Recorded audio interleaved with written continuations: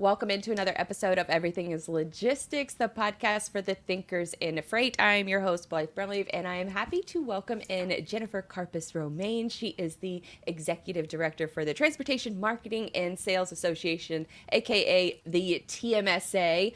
So we are going to be talking about the evolution of the TMSA. It's almost 100-year-old organization, and that's a pretty mighty lift to modernize, sort of an organization that's been around for nearly a century. So Jen, welcome into the show. Thanks for having me. Yes. Now, almost 100 years. Is it 100 years? It will be next year. Oh, so wow. When we go into 2024 and we start talking about like the 2024 TMSA Elevate conference, that's going to be where the big celebration is at. So, oh my God. Well, that is, so we'd have to do like one of those like price comparison, like what are all the costs of the things in 1924 compared to now? And that is probably drastic. I mean, especially if you're talking about like a marketing budget. Did the phrase marketing exist in the 20s? Apparently it did. I think it started more as like, so TMSA started as like a railroad marketing conglomerate thing. I think just like the advertisers and the papers got together to try to talk about rates and like what are they paying so that the newspapers couldn't overcharge. Like, I think that's kind of the origin of TMSA. Wow. And then it evolved into what it is today, which has included adding sales to it and to really, marketing itself is so multifaceted. It's also been really interesting to see an influx in HR professionals coming in too, because we're seeing marketing and HR coming together, especially in terms of recruiting and things like that. So a lot of our education and a lot of the things that we're discussing are kind of cross-pollinating through different departments from customer service to HR, and then obviously the big ones in marketing and sales. Oh, wow. I would have never thought that HR would be involved in that process. But now that I think about it, the last couple web projects that I've worked on, I have worked heavily with the HR department because they're so tired of filtering through applications that don't make a lot of sense for their company. So, developing web solutions to kind of filter through that noise. So that's a really good point that I wouldn't have even thought of with respect to the TMSA. Now for folks who may not, be familiar with your background, you actually worked at I believe it's a couple different transportation companies. Is that accurate? So my career has been all over the place. So I started in journalism, and at first I worked at a community paper, as many people do, but then I really found my niche inside of industry. So I wrote for Crane Communications, and I wrote for the rubber and tire markets, which I still do on the side. And then I started working after there. Well, when I was there, I really got into like social media branding. And I like to say like, I'm like a social media dinosaur, because I started before you had to like pay for it, but I started doing it before that.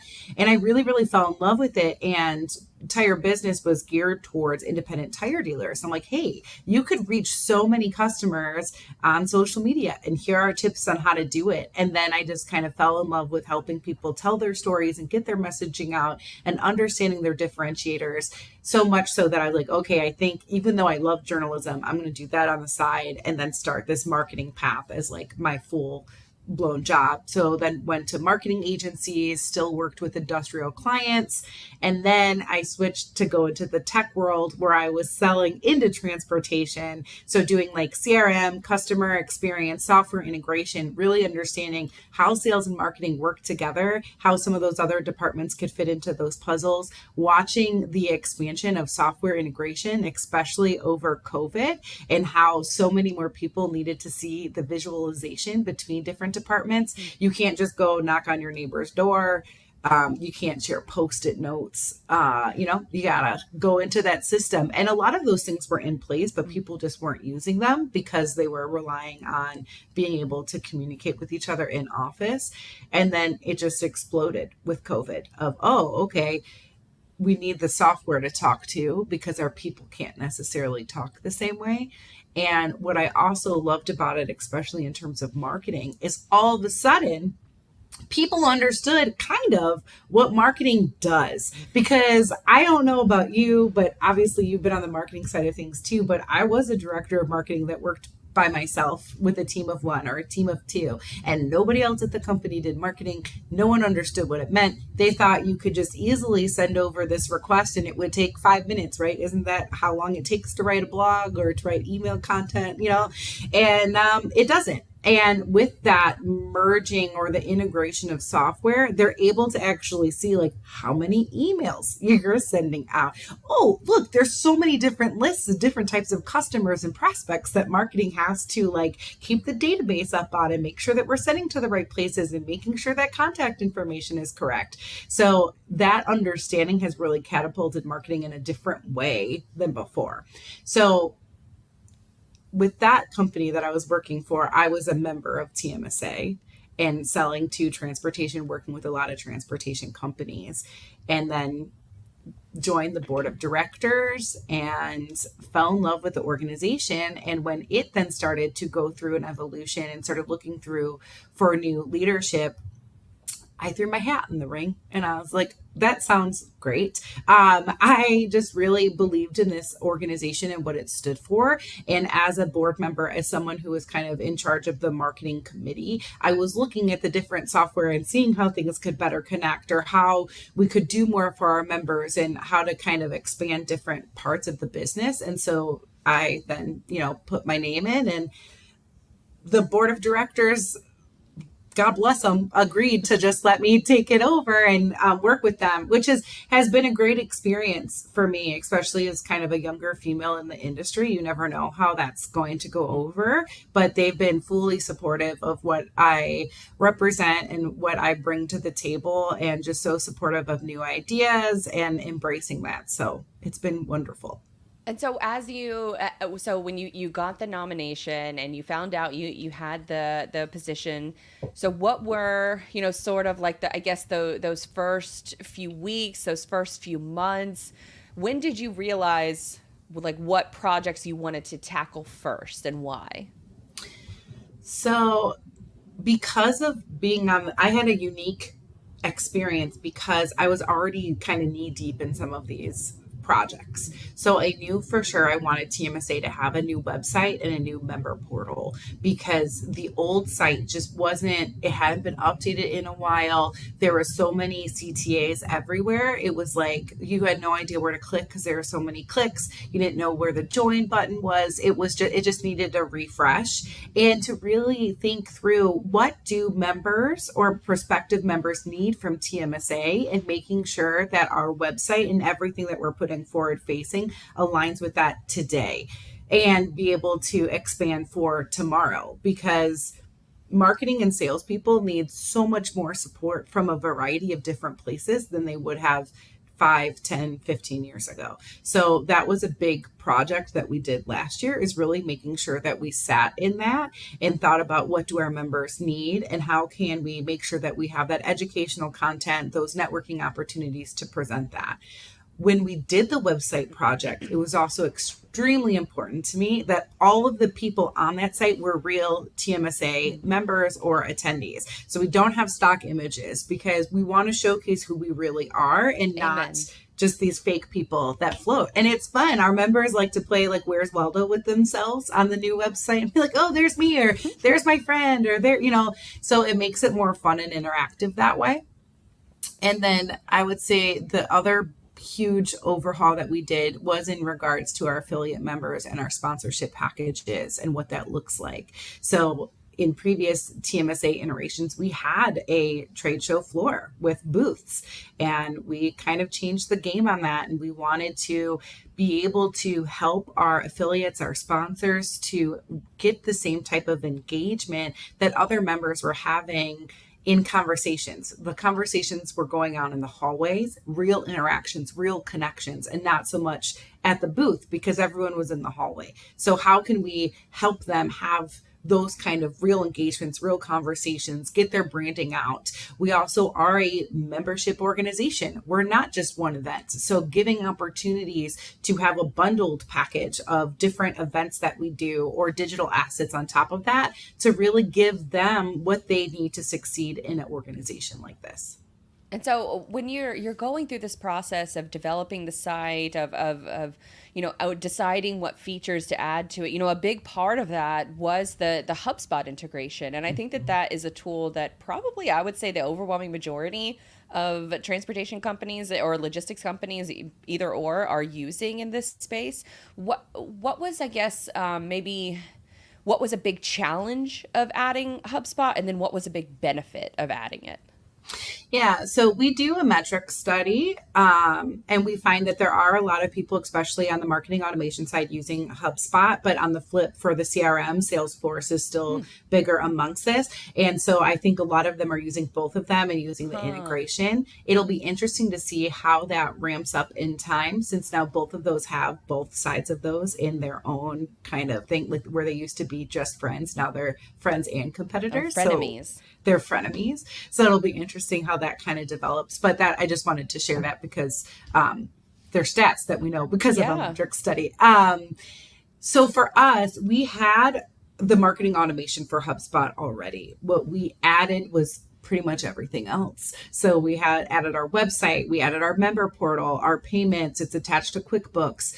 It's all kind of encompassed in that. And some of those are new for HubSpot, and developing them and utilizing their HubDB tables, which are the most user-friendly way to build stuff. It's very easy. You just like make sure database your photo. Tables? Yep, they're database tables. It's kind of how our member resources and our event pages are set up. So you just make sure that whatever your image size is the image size you have throughout your site, so everything lines up properly. But that's, if you don't do that, then it'll look kind of wonky. But besides that, it's really, really easy. And so very user-friendly, both on the back end and for our users who are in the system looking through our member portal, our member resources, and all that information. I would say the hardest part is just, especially on the member portal side of things or event registration, like some of this stuff is newer to HubSpot and they build from the ground up, which I love because then it is seamless when they get there. But I feel like we've been really like, knock, knock, HubSpot, like, can you figure out how to do this? Because like we need to be able to do this. So I always joke that like HubSpot either loves us or hates us because we, knock on the door so much. But we have a great support there and a team that works with us to really help us get to where we need to go in terms of being able to support the membership. That's interesting too that you mentioned the member survey, because I think I think it's the only one within the industry that actually surveys like sales and marketing leaders and the software tech stacks that they're using, which is often very different from the own tech stacks that are operating within the transportation company themselves. So it's kind of like they're siloed off a little bit when they should be more merged together. Is that, I guess, maybe a safe assumption? Yeah, so the metric study we do every other year, it is the only one of its kind that are, looking at those sales and marketing figures. And it's, what software are you using, but like, what's your marketing budget? What's your sales budget? How do you divide your sales team? What are your sales projections? How many digital marketing people do you have on your team? What are you outsourcing? What are you keeping in-house? It's really a great benchmarking for a lot of people who are trying to determine like, what is the industry norm? And it is a benefit of being a member that is free to members. It's something that we put out for our membership. And I love to highlight that because that alone to me is like price of membership because it's so valuable. And we really wanted to make sure when we put that out last year that we were thinking about this post-COVID world, because the last iteration of that was done in the beginning of 2020. So it was like worlds away from where we are now. Wow. And I do think that software piece has become even more important. And even like really funny stuff like the social media channels, like TikTok didn't even show up as something that as an other in 2020, but is now this emerging platform that businesses are using in transportation. And so some of those trends are really fun to see. But unfortunately, things like how many marketing people do you have on staff, that really didn't change a lot. It was a lot of one maybe two. Yeah.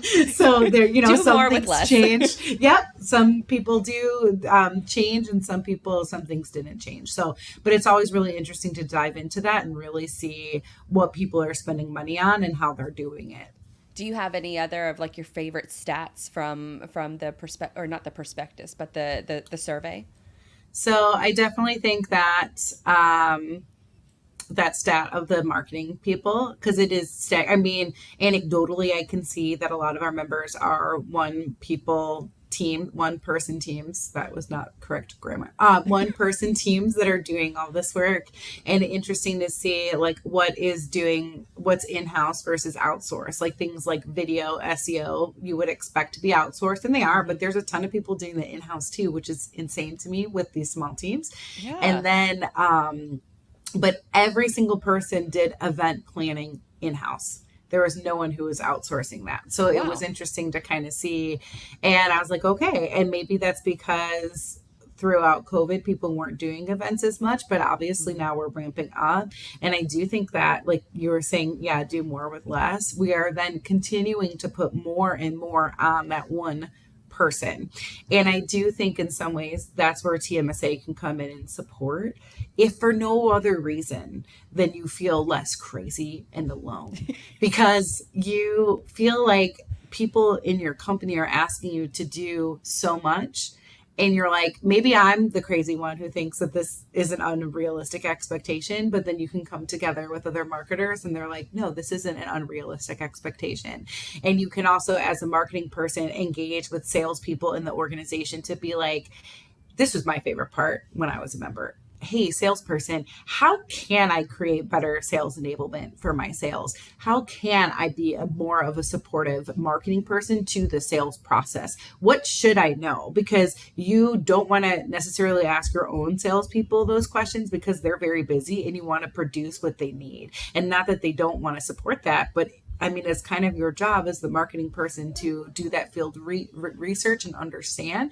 So having a network like TMSA really lets you dive into that and be kind of vulnerable and ask like the embarrassing questions you wouldn't want to ask in your own job. That's And for sure. That's definitely been my experience at my first in person TMSA event. What was at last year's conference, and it was one of those moments where you expect people to be really, sort of close to the chest and not share some of those insights, but we're all sort of battling. I think everyone that was, or most of the people that I talked to at the conference, it was very almost like consoling. Like everybody's just like, kind of hugging each other because we all know of the just the frustration of being a one person marketing team and not having a lot of even just a second pair of eyes on something that you've written has been incredibly challenging. And having experienced feedback on the work that you've created. I was a one person marketing team at a transportation company, and then I went to go work for a magazine,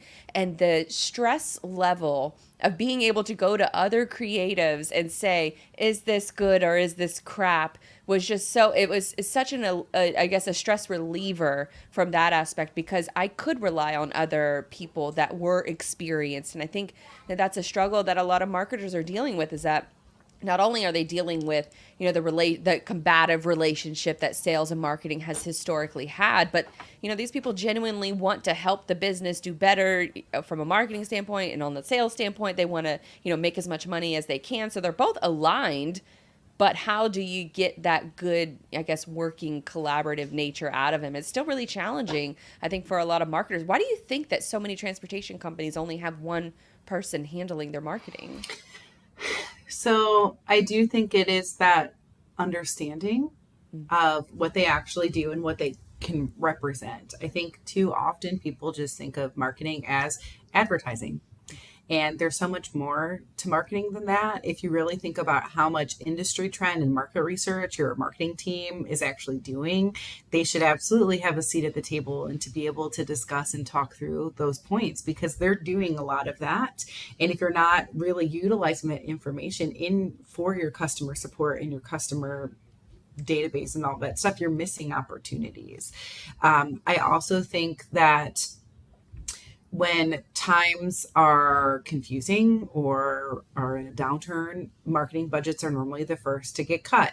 And the biggest expense for a marketing budget is going to be the pay of your marketing team, which that was the other thing that came out of that survey, that when we talk about marketing spend, you're often thinking about, oh, this is all the money you have to spend on what you're doing. But like your marketing team and their pay is also included in that. So like, if you think about how much people are spending on that one person, and then if you add a second person, third person, fourth person, that can affect your budget. And same with whatever you're outsourcing, like you have to pay those people to do the outsourcing. So if you have leadership or other people on your team that don't understand the value of what you're doing, it's going to be the first thing that's cut, especially in a confusing market or a downturn or something like that.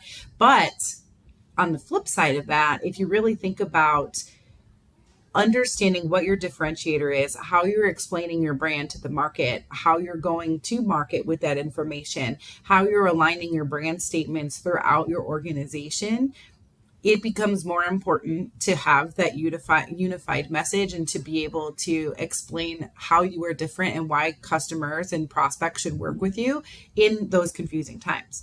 But it's always the first to get cut. I also think a big piece of this, like a misstep, is that when we are talking about brand, we're only talking about it in marketing. Let your marketing person be a part of that conversation for sure. That's like the owner of it. But anyone that has customer face time should understand your brand value, should understand your mission, all of those things that are on your wall somewhere in your business or in like the one page you send to new employees. That stuff shouldn't just be buried. That should be a forward facing, and it should all align. There might be in different parts of the conversation between billing, customer service, sales, marketing. They all talk to the customer in different places, but ultimately it should still be part of the same value, the same brand, the same alignment. So they feel like they really understand who your company is. And those things are going to push you further in this like confusing market, or when you're not getting as much business when you want to really understand who you are as a brand, as a business, and all of those people are a part of that puzzle.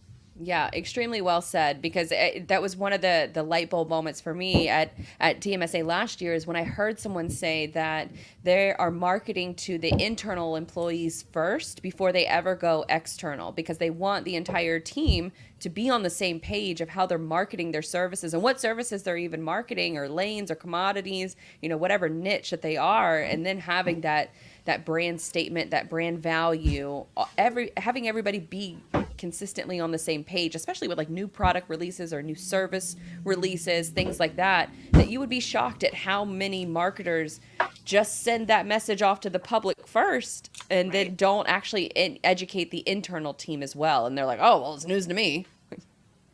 Yeah, I think that that's true when we talk about technology too. I think that was something I saw like in my old role, and I still see that when I'm talking to sales and marketing people, is too often people go directly to market to find that new software solution, and they're not first asking like the people who are actively working in the systems, like, hey, what would you want a new system to do? What is not working in your current system? And that question is incredibly important, because you might be able just to put like an add-on or an integration to something. You don't have to buy a whole new system. Some people are like, oh, well, we can't invest in that because it's too much money to switch platforms. Well, you might not have to if you really understand like the heart of the issue. Like so for instance, yes, like I wanted to make sure that our billing system could connect to our member portal, that could connect to our like sales function. And that's kind of why everything came into HubSpot, because I needed to be able to have someone buy a membership and then an invoice be created that will then file into QuickBooks. I don't want to do that manually. I don't want to have to do all that behind the scenes stuff. So if that's all you need your system to do, there's integrations for that you can add into your platform. But if it is more sophisticated, if you do need some other solutions, you might need to build something specific to you, or you may have to have a new platform. I mean, I don't know those answers because it's a personal use case, but too often people just go to market and buy what they think makes sense, and you're not actually talking to the people who are in that software system day in and day out. Or like they'll buy the CRM and be like, oh look, there's a marketing platform in here, use this marketing team, but they weren't part of the training process, they weren't part of the decision making process. Or vice versa, they buy a marketing platform, oh, there's a CRM, use this sales team.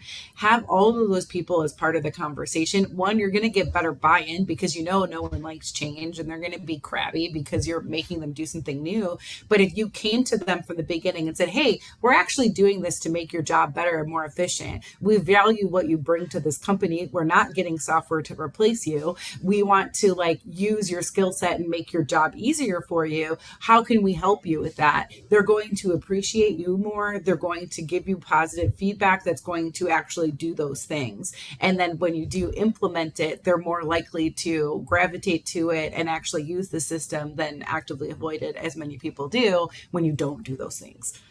Yeah, the worst thing you can do is just buy the shiny new tech tool and then tell your team, oh, go use it. And they're probably not going to use it. They're probably going to put up much of a fight because especially when it comes to like CRMs, I'm shocked at my old company that I worked at that is out of business, so I don't mind talking about this. But we had like 4 CRMs that were being used in the building, and that is just, it was a nightmare to operate from the marketing standpoint. And I was a big HubSpot fan back then, but then, we had, some people that had just used Salesforce for years and they wanted that one. So that was a given to have that software platform. I think HubSpot and CRM are clearly like the 1 and 2, but then you had some people that are like, oh, I have this other CRM, or I have this spreadsheet that I use as a CRM. And it's like, oh Lord, how are we going to track anything? We're not going to be able to be efficient at our job. And then if I'm not efficient at my job, then, like you said earlier, marketing is the first thing that gets cut because I can't prove my value. Mm-hmm. Well, yeah. And if you think about it, then a lot of those, when you're looking at your cost and your ROI, so maybe they invested in all 4 of those CRMs and they deem all 4 of those CRM investments as failures because the people aren't using it. But really, if they would have just had a better process implementing it and onboarding it and having consistent training, because that's the other piece that people forget. You do onboarding and then you just think that the people are going to remember everything. They don't, because they're humans. And if you're not doing something every day, you don't remember. But like having that continued training and investment in your team, then those things become much more successful, both from just like them using it, but what you actually want them to do with it. And having clear expectations on that too. Like what type of reporting are you putting in the system? What information are you trying to pull out of that and have? All of those things are a piece of the puzzle, and not everyone does that. And so then they think, oh, well, this system can't do that, or this is a failure of a project. But if you would have just really made sure that you're identifying the most important things that you want to achieve, making sure that software can do it at the price point you can pay for it, and then making sure your team has buy-in, then you can go a lot further with that. And now, as you sort of, talk about onboarding, let's talk a little bit about sort of the TMSA sort of onboarding process. When I become a new member, when someone becomes a new member, what have you noticed, I guess, from maybe new members or current members that is sort of like a light bulb moment for them whenever they join TMSA? So one thing I will say is our onboarding process is one of the things we're most actively looking to make significantly better, because we found that there's really not a super formal onboarding. And that's something I think is really important when you join an organization, that you understand the value and what you're paying for. So the light bulb moments always happen at conference. If someone shows up to conference, they get the camaraderie, they get the community, they understand who the organization is, and that this isn't just, oh, you come together 1, 2, 3 days for a year and then maybe you see them again in the future. This is, oh, I'm meeting these people here, and this is a touch point for relationships that I can continue to engage with year round. And that's something that's really important. But we're trying to make sure that we're implementing that throughout our membership touch points, and it's not just at a conference.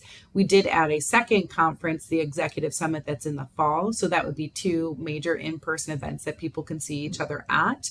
But we have virtual roundtables. We've started doing some local networking events. We have webinars. And we're always open for suggestions. I mean, that's to me the most important thing as a leader is your ability to listen and to understand what your team, or for me, what my members really need us to be, and then do my best to try to implement that. And sometimes that's a little slower than maybe people want, because there's a lot of things and there's a lot of different processes to consider, or stepping stones to get to other places. But I'm always willing to listen, and I want to hear from members, both current members, past members, prospective members. What do you want TMSA to be, and how can we help you in your job? I mean, we are a trade nonprofit. Everything that we do is to build better programming, to better engage our membership, to provide more opportunities for members. So we want that kind of feedback. We want to understand what sales and marketing professionals today need. We want to know what sales and marketing professionals need today to succeed, and what they could need for tomorrow to be successful, and kind of be that resource for them.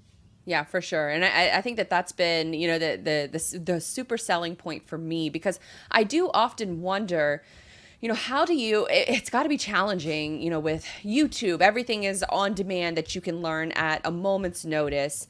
Social media, I can, I quote unquote network with people on social media. So, how do you sell, I guess, the value of an in-person the value of a marketing and sales association? And I think you just answered that with the in-person connections of getting to know folks who are in the same exact position as you, and not being scared about, revealing sort of insider trade secrets, to the competition, which is what traditionally, like, the executives are typically scared of doing.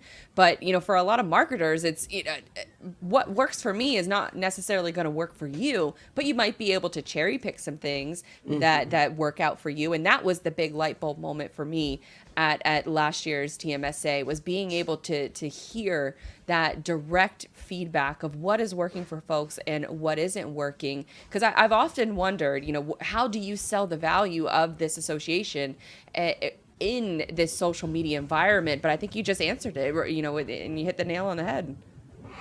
Yeah, it's really about making continued relationships and connections to people that want to talk about sales and marketing and transportation and logistics, because there's really, there's a lot of us, but in the ecosystem of the world, there's really not that many of right. us. And I know, like, I will go to other conferences, and I love going to other conferences. I love engaging and networking with people who have nothing to do with me, but other parts of the industry, to learn. But then I'm always like, where are the people who want to talk about the things I want to talk about? And that was how I felt when I first came into TMSA as a member. I went to conference after conference after conference my first year at that tech company in transportation. And then I was like, oh, here they are. They're all right here. I don't even have to, like, try to find them randomly on a trade show floor. If that's what this conference is, it's for the sales and marketing professionals to come together and talk about what they want to talk about. It's not just all the other things that other people in the industry want to talk about. It's very specific to your roles and how to support what you're doing. And you can talk to people who have your same job title, or the job title that you're trying to aspire to. We have a ton of leadership, like CMOs and like high level directors of marketing and presidents and sales directors, and all of those that you can be aspiring to. And maybe I would love to start some type of formal mentorship program in the future for TMSA, but for right now it would be informal. But, like, talk to them, engage with them, see how they got to where they are in their career, see if they can help you succeed or have any success for you. And what I love about TMSA is when you make that connection, people always pick up the phone. I remember I even had, like, a new sponsor last year, and they said they sent out an email before conference and people responded to it. And she's like almost everybody. And that's unheard of. The emails that you send out as a marketer ahead of a conference, be like, hey, we're going to be there too. But people wanted to engage and were excited to see someone new, and, like, wanted to show them support for being part of the show. And that is unique to us, I think, because it is a collaborative and supportive group. But with that, we also work really hard to not be, like, cliquey. Like we have the TMSA buddy program where if you're a new person coming into conference, you can sign up to be assigned to a buddy, and you can have a TMSA veteran do a Zoom call with you ahead of the show and have conversations with you throughout the show. We've actually added a newcomers reception this year. So for the Cool. first half hour, you'll be with just the new people. And then we'll have some type of like competition with your buddy. Like you and your buddy will compete against the other new people and their buddies. We haven't fully scoped out what that looks like yet, but I'm really excited about it because it just gives you more time with your buddy and to feel comfortable and to meet the other new people before we then go into the other networking parts of the evening. Because to me, that's we were talking about this before. Like you might have one person you go to trade shows with and you feel really comfortable, but not everyone has that, especially if you're brand new to the industry. And it's kind of terrifying to walk into a networking event where everybody clearly knows each other. And even if they seem nice, like you feel out of place. And so For sure. that's something that we really work towards to try to change. And we do believe in adding more networking opportunities, more ways for you to engage on top of those educational components to our show. So for instance, this year, our Elevate conference is June 11th through 13th in Savannah, Georgia. And on June 10th, so the Saturday ahead of conference, we're going to the Savannah Bananas game and super excited to do that. The Bananas was definitely something that my members were screaming at me last year as soon as I announced that we were going to Savannah. And I was like, they're going to be way too cool for us, but they are, but they're not. They have been lovely. We have Jared Orton, the president, coming as our keynote speaker then on Monday. And he's bringing with him like his marketing manager, his customer service, his fans first to come on as a QA component to his keynote because he knows that we are sales and marketing people. I did a LinkedIn Live with Jared and he was wonderful. People were throwing him like crazy specific marketing questions and he answered them because I was like, give him a minute. Like, oh, nice. He's bringing his marketing people to the show. You have to come to conference, but he gave like really insightful things, which I was like, kudos to you. But so just giving more opportunities to engage with each other, having more ways to have real conversations, I think is key. And we do encourage people to keep those relationships up throughout the year and not just at conference. Yeah, for sure. There's definitely connections that I made at last year's TMSA conference that I regularly message with now. Whitney over at, is it KCH? I always get the acronyms wrong. KCH? Yes, or KH? KCH. Yes, KCH. Yeah, Ooh, KCH. thank God. Got that one right. But I regularly talk with her, and she is one of, I think, the sweetest people I have ever met in my life. But she is also very, very big like TMSA fan, and she was just so welcoming and just such a genuinely nice person. And that is, my experience with, I can't even say like 99.9% because I want to say it's 100%. I've never had like a bad experience, with somebody within the organization itself. Now, as you were kind of talking a little earlier about, the topics that your members care about, and I imagine that some of these topics are going to be covered at the upcoming conference. Can you kind of give us a little bit of an overview on what some of those topics are? Absolutely. So we are sales and marketing focused, and we do have a session on sales and marketing alignment, which is great. Super excited about that one. No fighting allowed. No fighting allowed. We should all be friends. And then we have, so Whitney is speaking and she's talking about building your brand through messaging and how important that is. We have somebody speaking. David Adler is a lawyer in the transportation space, but actually on branding, which I think is amazing because a lot of times we're talking about the legality of other things, but like, how do you safeguard your brand? What are the rules around that? Like tips and tricks to like make sure you're doing things right and you're protecting your brand, which I was like, yes. When I saw that come in, I'm like, absolutely. This sounds like a perfect topic for us because that's something that everyone I think needs advice on, especially right now. We have Samantha Jones from Rocket Shipping speaking on how to use your people for your brand, especially in that sales capacity.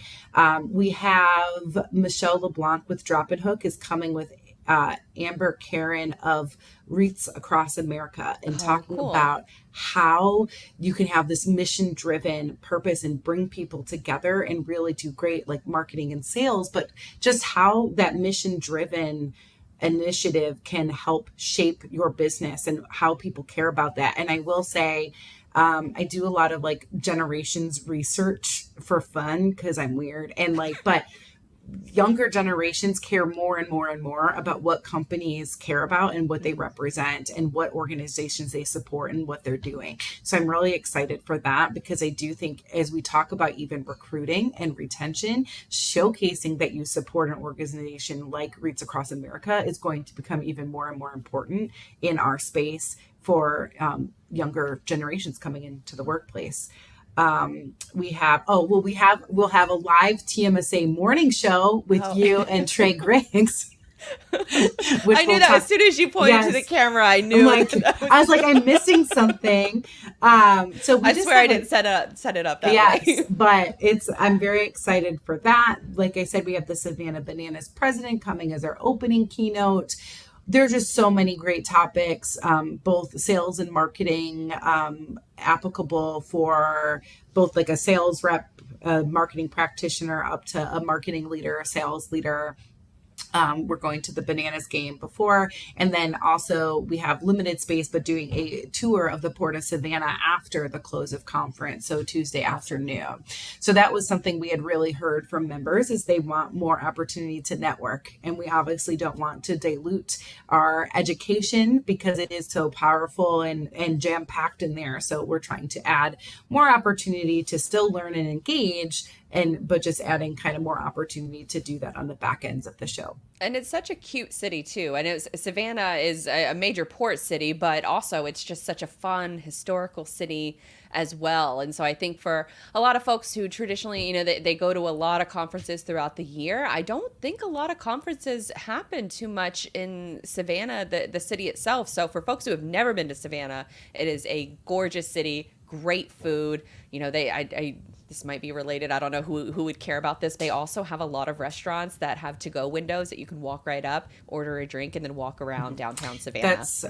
That was when I pitched this to the board. I was like, there's something for everyone. It's a transportation city. It's beautiful. There's historic. You can do ghost tours for our younger conglomerates and some of our olders too. You can drink in the street. Like I have something for everybody. Like there really is. And that's, yes. I mean, I'm very thoughtful when I think about where we should go. I think about where we are lucky that people want to embrace us in conferences, and people are more selective to that now more than ever. So we do really think about where should these go? Where would people want to travel? We encourage people to bring their families. That Bananas event, please bring your families with you to the game. We just ask that you don't give out the links to people who aren't any way associated to TMSA, but bring your families. We're organizing a tailgate before the show. Cool. And just really embracing that. I mean, I have a husband and a son. They'll be there. I mean, our professional lives come into our personal life all the time. So in my perspective, why don't we do that a little bit on the opposite side and bring some of our personal life? I do think through COVID, we've all been in each other's houses and we've met our families and stuff. And it is fun. You met my husband and son last year at conference, and that was really cool. To share that part, watching my son full on network and give hearty handshakes to the people who were at the pool was very fun. But it's just, I think that's a piece of who we are. And especially knowing we do have a June conference. So that's when people do travel with their families. Why not just to incorporate that into what we're doing? So you can go learn. And also, we started on Sunday nights. You can have that full weekend mostly to network or not to network with your family, to spend time with your family before you have to start networking with professionals. Yeah, because I think that's really important, because for folks who do go to a lot of conferences, you're away from home a lot, and the families are the ones that typically suffer from that, because it's not just you coming back home and having to catch up on all the work that you missed, but you got to catch up on family time too. So why not bring the family along, and then you don't have to do all that whatever you get back just home. Merge that together.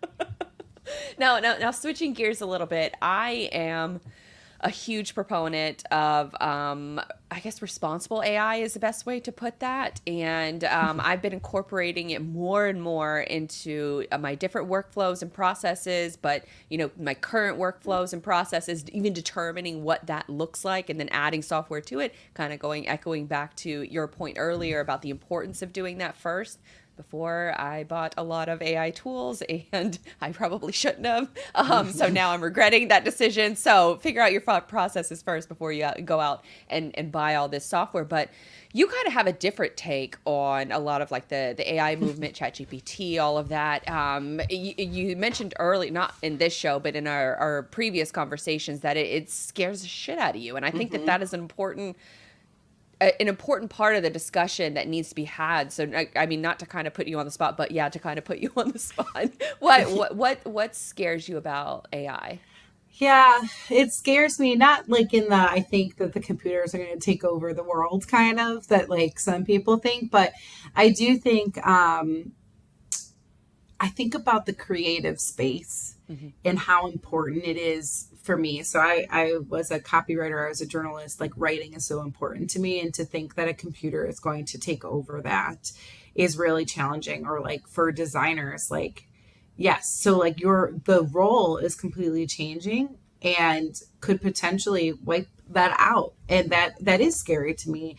And I think while there's things that make sense. Like I listen to a lot of your stuff. Like when you were talking about like, oh, there's a lot of blog content I had that I needed to refresh and I put it into the chat GPT and it like pops something out in a minute. Like, but I like that you had to write it first. Like you had to earn it. Like you had to earn the use of it in a way.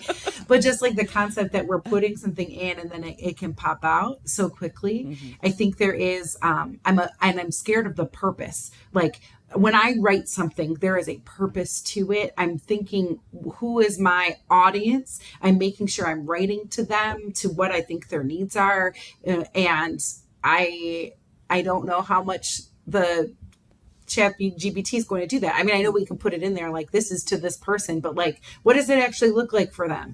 And yeah, I think it's scary because it is evolving very, very quickly and very, very rapidly. And I think right now it can be a tool to help somebody, but at what point does that take over?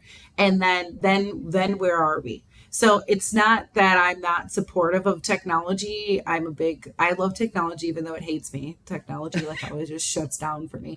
But where is this leading? And that's kind of what scares me, especially when we think about the jobs. Like if I came into the job market 15, 20 years after I did, would I have a job? Probably not. So what does that look like, and how are our students that are coming? So I teach community college sometimes in my free time that I don't really have. But like, what are these kids going to be doing? Or like my nephew is graduating with a marketing degree this year. What does that look like for him? What is his career actually going to be? And I mean, there's been a lot of changes over time. Like I remember when I was in college, like internet marketing was like an optional class to take. Or it was internet journalism, online journalism. I don't know why I'm calling it internet journalism. But like, I was like at the time, I still felt like it shouldn't have been optional, but like that curriculum obviously was changing. But like, what is that going to look like now? And what are the jobs going to look like? And I mean, I think there's been a ton, like even with like CRM, people are like, oh, well, if I put my data in there, my job's going to go away. And I'm like, well, that's not true. But for this, I'm kind of like, but it might be true now. Like this technology, like that might, like the CRM, no, that you still need to call the person. You are then putting that information of like, hey, don't call Sally B at 9 a.m. on a Monday, or she'll be really pissed at you and never return your phone calls again. Like you have to put that in there. Like the computer's never going to understand that. But like for some of this stuff, like it can take over your job. Yeah, there was, and we had kind of talked about this before the show, but I'll mention it, for the audience sake, is that there was this post that went viral on Reddit about a week ago, that it was a game designer. He was a 3D animator, and he wrote this long post, and it was really, it made me really feel, sort of sympathetic and empathetic to, you know, his role. And he said basically my job changed overnight. I didn't have a choice in this. There was no, you know, sort of evolution into new technology. It happened overnight for him. And the owner of the company, they're, you know, they're responsible for creating a video game, and he's responsible for, you know, creating the characters that go inside the game. And that was a really enjoyable process for him to be able to think through and create, and that gave him purpose. And now that purpose has been taken away from him overnight, and he hates it. His boss loves it, his coworker loves it, but he absolutely hates it. And I see that, and I empathize with that. But I have to admit, like, my first thought was also, well, now I can make a game. Like you know, I can create a game now because these tools exist. And, you know, seeing it almost as like a tool in, you know, my tool belt is kind of the way that I see AI. But I was talking to a software developer earlier today, and he said that he's been using ChatGPT religiously, but it's still very much a junior. Like, if a junior coder came in and tried to use it, he wouldn't have the same nuance and experience to know what is crap and what is good code. And so he sees it as almost, you know, kind of the same, like, a, you know, I'm an artist and this is, you know, the one of my paintbrushes in my toolkit.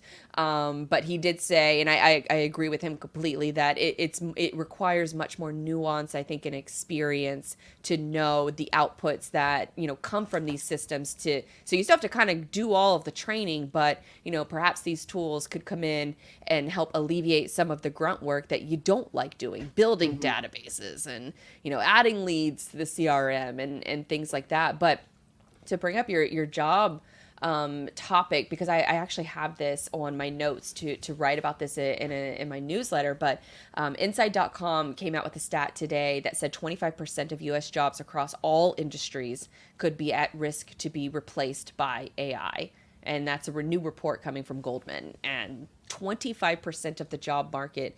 And that is something that we need to have a real discussion around, just as a country, as a society, like as a whole. Like, what are all these people going to do when they don't have their work, when they don't have their purpose? And, you know, there's a lot of societal downstream effects that can happen if they don't have that purpose. Yeah. And I think that's where your argument sort of really rings true. Yeah, I think there's a lot of implications with that. And I think too, like, I fundamentally, then what does that mean for a leader? Are you then getting rid of 25% of your workforce, or are you keeping the workforce but making them do something else? And people probably have different answers for that, but like I think through that, because I do believe there's this quote that I really like that says, like, whatever got you to this point isn't what's going to keep you there. So, like, yes, I don't believe I would have the same my career path has been insane anyways. Like, if you would have told me when I graduated, oh, you're going to be a journalist and you're going to be, I worked for PR Newswire at some point too. So, like, nice. You're going to then go, like, do press releases. Then you're going to go back to journalism, but you're going to write about tires. And then you're going to go, you know, all these places. It wouldn't make sense. But, like, it keeps you on your toes. You have to evolve. You have to keep changing. And you can be at the absolute top of your game. But if you just stay exactly where you are, everyone else is going to, like, move past you. But I do think it's really important that as we think through that, we're then cross-training our team to do other stuff. It's like the same as, like, in a plant, like, your machinist should be trained on different machines so that if that person goes out on a vacation, then that person can move over there and keep the production running. But are we doing that in other roles? So, like, as a copywriter, am I being cross-trained on any other skill set? And is that on me as the employee or on you as the employer on that? Like, what else am I being utilized for? How am I growing my skill set so that when that particular skill set becomes obsolete?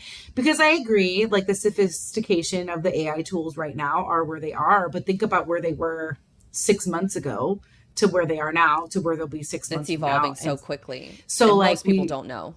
Yeah. And yeah. So, which is part of what's terrifying, Blythe. Like, we just don't know. Well, there's also the letter, like the open letter that came from, you know, I think it was Elon Musk and Steve Wozniak, you know, co-founder of Apple, and a bunch of other tech leaders that said we need to pause all future AI tool releases for 6 months, just so we can collectively as a society debate it, because all of these tools are just moving. Italy just banned ChatGPT too, and Germany is talking about banning it, just as a platform overall. Even it probably won't work because VPNs exist, so people will still be able to access it. So it's a real sort of societal conversation that needs to happen, because this stuff is happening in the background, and most people, I don't think, are even slightly aware of it.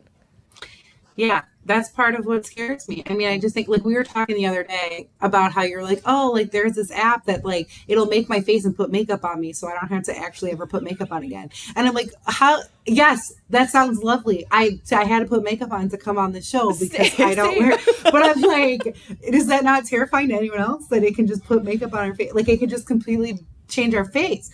I mean that's scary to me. And it also, I feel like it takes away a part of humanity. Like what our filtered face, like you should be able to tell when a face is filtered, and we can't anymore. Yeah. So like that's a whole different discussion. I opened a rabbit hole, but. Oh yeah, I was about to go down. I had to stop myself. I'm like, oh okay. No, but so I will give another example that I think is really fascinating, is that there's this writer, and he's been writing online for years, but he has taken all of his writings and he's trained ChatGPT on all of his own data set in order to help speed up the process of him writing. And he said he released it. It was David Sachs from the All In podcast, and he said that he's training this system on all of his past writings, and with the new article that he just released, that he released it in a half a day, because instead of versus a week that it would have typically taken him to write this like research piece, because the system has been trained on all of his past writings. And I thought that is so just fascinating from like a workhorse standpoint, from a personal standpoint. But I mean, there's still there's that sort of upside of it, but then on the flip side of it, I do have a serious concern about what's going to happen to the roles that marketers and sales folks have been used to working in for, that really the all of our lives is being upended overnight, and there isn't really a warning or discussion around it. It's just full steam ahead by a lot of these companies, and it's competition now too. Who can have the better features? Who can release it between Google and Microsoft? And Facebook is entering the ring as well, and God knows what they're going to do with all that data that they have. So there's real implications that are coming from this. I even had to have a conversation with my family the other day, because there's AI tools that already exist that can clone your voice and clone you as a video. And so they can have you say something that you have actually never said.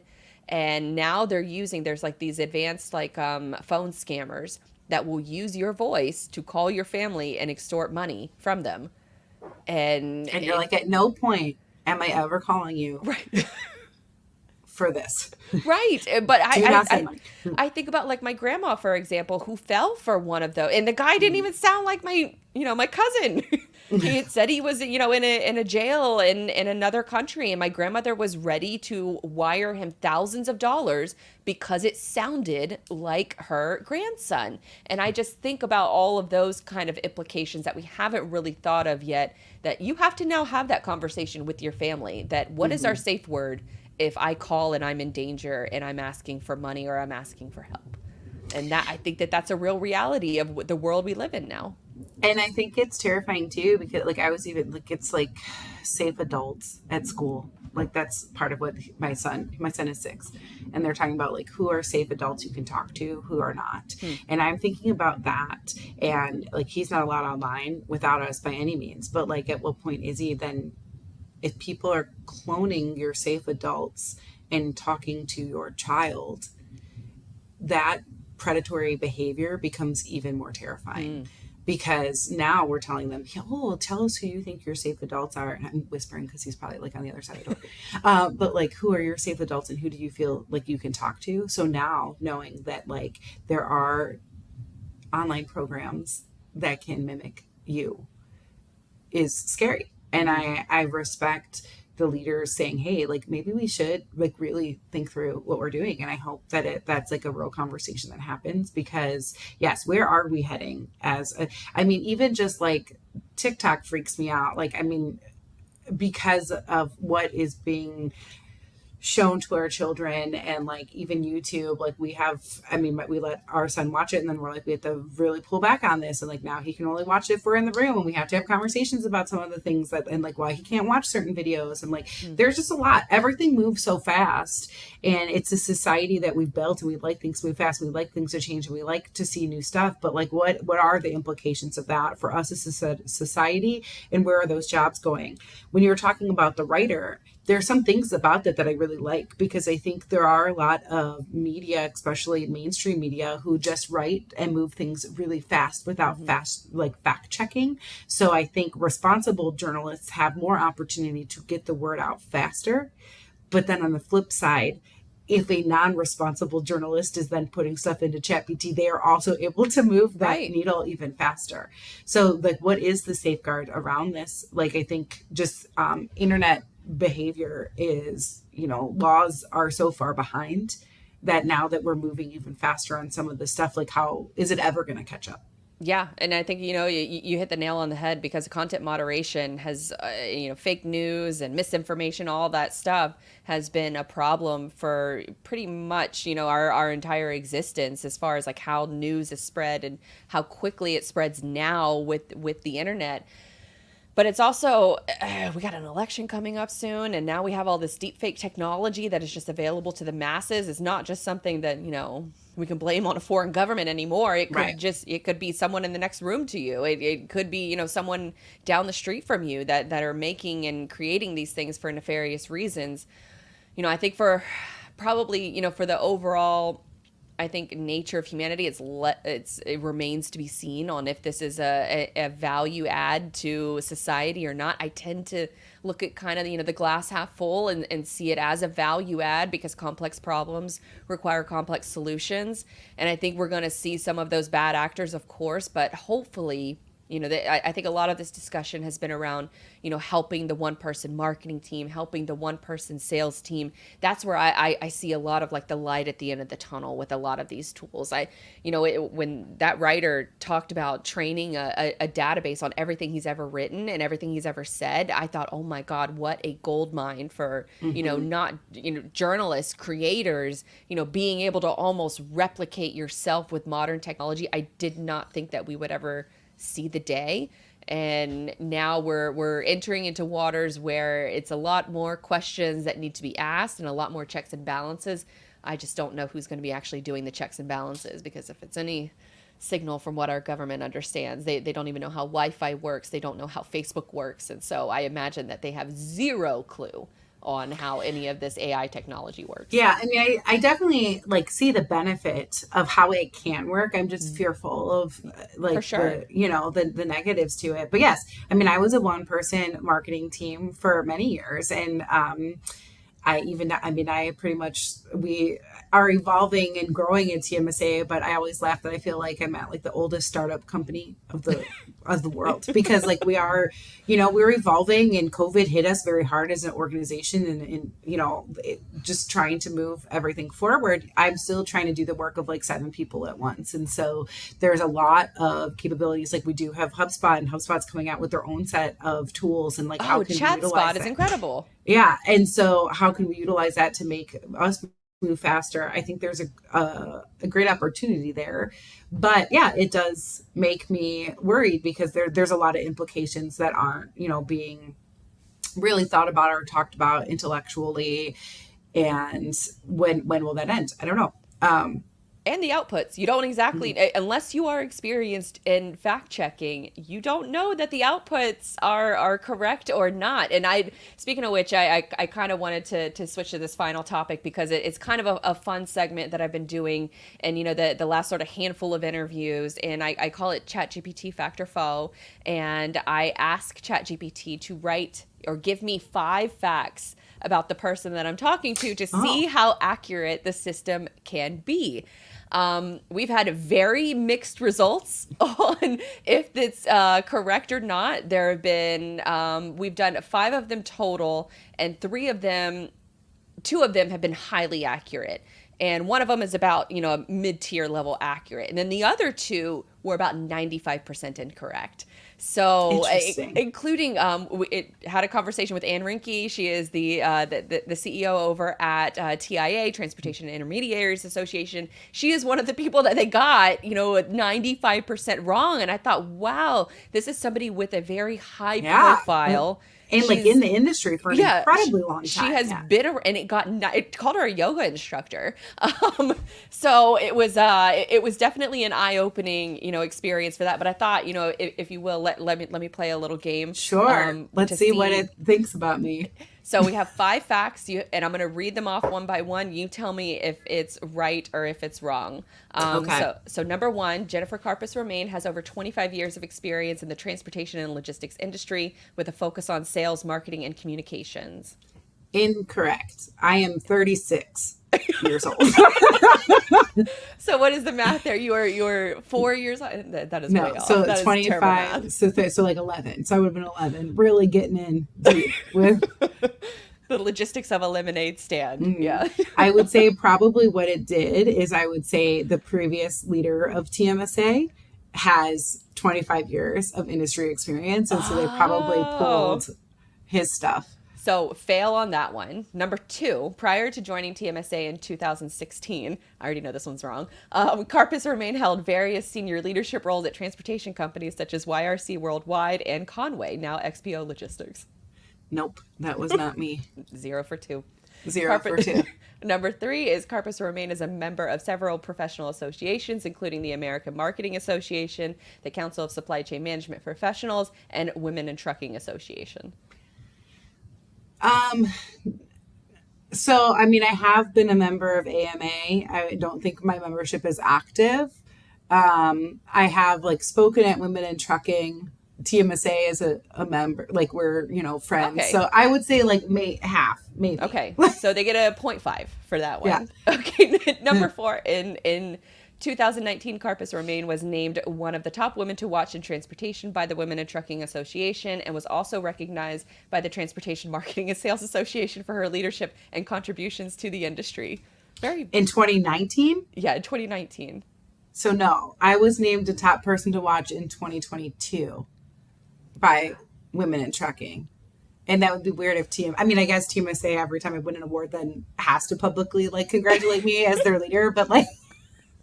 So maybe like a 0.2. So they're Yeah, sitting at like a 0.2. 0.7, ChatGPT. And then the last one, Karpus-Romain is passionate about mentorship and has spoken at various industry events about the importance of mentoring and fostering diversity and inclusion in the transportation industry. That is correct. Good Okay. job, ChatGPT. So 1.7 out of 5. Yes. And I think that is a perfect use case of the confidence of these systems to tell you an answer, but you still have to fact check it. You still have to have the experience to go back through and say, that sounds a little fishy. That doesn't sound too right. Because in this instance, so now it's kind of like 3 for 3. Or not 3 for 3, but 3 against 3, where it's been pretty accurate versus just highly inaccurate. Mm-hmm. And I think that's fascinating as sort of a use case as I live check, sort of. Yeah. Was really like interested what it was going to pull out. Like if it pulled out all like real top 5 facts about me, like what it would be, but it was wrong in most Well, cases. it does give me the caveat. What does it say? As an AI language model, I do not have access to real-time information and the ability to browse the internet. However, based on the information available up until my training cutoff of 2021, here are some possible facts about Jennifer Karpus-Romain. So it does give that disclaimer, but I didn't even read that disclaimer. Right. But it's read the output. interesting because like 2021, I mean, technically I became executive director at TMSA in November of 2021, but in theory then like all of the information that it's pulling should be in my past career. It shouldn't even be, I mean, I was a member of TMSA and I was active, but like it would have been everything else I did, not even TMSA related. Right. And you would think that they would have, if it was in 2020, you were nominated to you were nominated to executive director, I think in 2020. I was executive director at the very end of 2021. Oh, okay. So 2021. So it still should have had, that information. But I think that's interesting nonetheless that, it got, Yeah, like our own I was rating. like anticipating it, like telling me like some of the old companies I had worked for, or like journalism awards I've won for, like things like that, because that's all. I mean, I do have a very like public, not public name. Like I don't think I'm a celebrity, but if you Google me, a lot pops up because I Yeah. was a journalist for, I mean, I started my journalism career in like 2010, and I've been writing ever since. And then, now as a leader of TMSA, my name's splattered everywhere. But like, so I knew that it would find things. It's not like I'm very Yeah. hidden in the world. Like my name is out there But it for only different found one stuff, thing. but it only found one thing. And so it's just interesting, Yeah. like It's what it definite. pulled. Yeah, this has been fun to sort of experiment with guests coming on the show, talking about all of these different, just the ways that people are thinking about AI, the ways that they're implementing it right now, or the ways that they're being cautious about it. And this is a perfect use case on, yeah, it sounds cool to be able to, get a bunch of these notes sort of spit out at you in, 5 seconds, but it's you still have to fact check it. You still have to do a little bit of the work. So it might And speed up like, some parts of it, but yeah, and like that's like what you just did. Like this is part of what's terrifying to me, because like I said, if you're a, I don't want to say a bad journalist, because I feel like the people who are probably doing this probably haven't done any type of real journalism training. But like, you are writing an article, you're like, oh, I want to write an article about this person, let me put it in the GPT, and then they take all of that information and put it in the story. Well, very little of that was true about me. So right, then, but it's on the internet, so people think it's true. So then what? Like that is scary to me, right. because And it I think that moves wrong information fast. That's yes, fast. and that's going to definitely be something that we have to watch, and hopefully this is just I don't even know I don't even know what to be like to say like hopefully about it, like hopefully it gets more accurate. But I think that where AI currently is, especially with outputs like this, I think it just sort of signals that you should be more experimenting with your own proprietary data and then using it that way instead of relying on it to just be the ultimate sort of just end all be all, and that's the answer, and that's that. So I think that that's probably the takeaway, I think, for this conversation, or this part of the conversation, especially when it comes to chat gpt, because you can't really trust all of it, but you can use it to help maybe speed up some aspects of your work processes that you're already doing. But it kind of goes back to the earlier discussions that we were talking about. Figure out your processes first and figure out where technology fits in there, because Mm-hmm. otherwise it's going to be a bad time. You're going to you're going to have all of these incorrect facts that are out Yeah, and on the then that could marketplace. take you even longer than if you just started Yes, on your own. So 100%. yeah, All right, Jennifer, or Jen. Oh, what Jennifer? It feels weird calling you Jennifer. Jen. you can call me whatever you want. Just don't call me Jenny. Put that in the official notes. Only my grandma gets away with that hope, because she's hope, my grandma.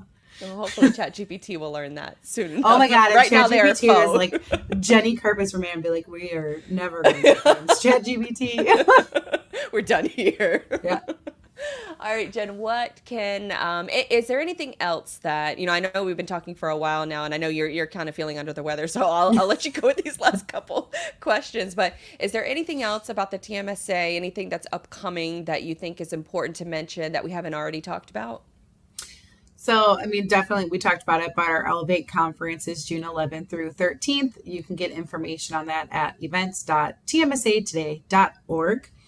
And then in October, we'll have our executive summit. That's going to be October 11th through 12th in Chicago. We do have a save the date page up for that. Registration will hopefully open by the end of this month. That's my goal. And then we do have a couple local networking events that we'll put out later in the year as well. We always have great webinars. You can find those on our website, tmsatoday.org. I'll be at TIA conference, so at the in a couple weeks. I don't know when this episode's coming out, but if it's before that, it's April 19th through 22nd. And we are always looking for new members to come in, to network, to engage. If there's something particular that you would want from an organization like this, I'm always just a phone call away. I really do love talking to members.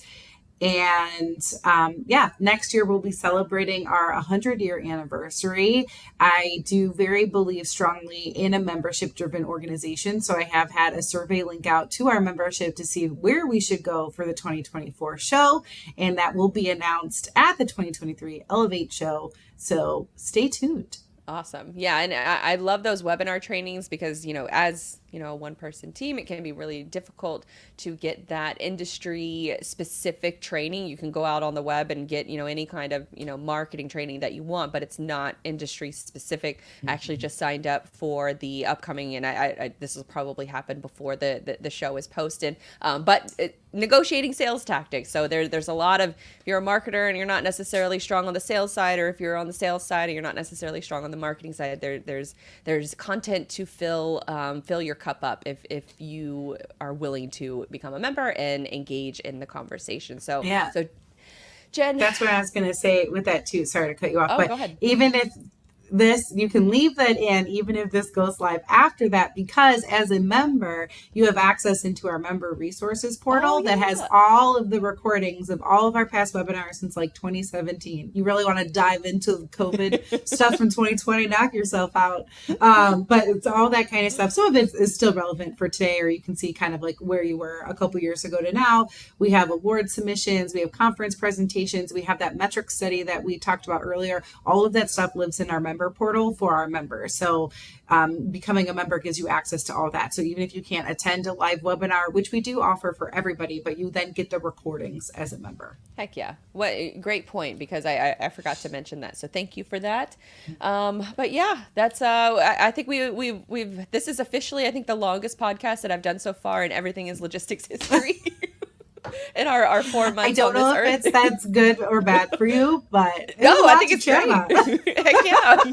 And I probably could have. There are a couple topics we definitely could have gone, a little bit further on, but for the sake of, respecting everyone's time, we will go ahead and leave y'all to it. Go to tmsatoday.org in order to become a TMSA member and check out all the good content that the crew is creating over there. Jen, thank you so much. Thanks, Blythe.